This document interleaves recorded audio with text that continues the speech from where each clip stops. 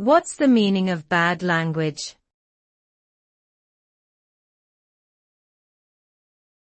Bad language.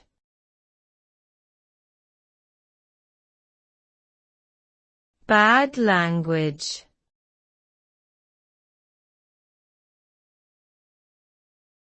Bad language.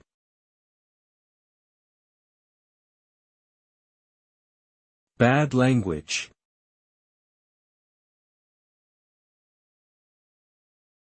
The term bad language is often used to refer to profanity or offensive language that is considered inappropriate or vulgar in public settings.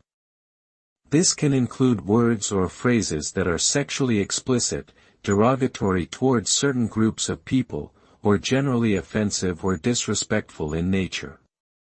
The use of bad language is often frowned upon in polite society and can be seen as a sign of poor manners or lack of respect for others. However, the definition of bad language may vary depending on cultural or social context, and what is considered offensive or inappropriate in one setting may be acceptable in another.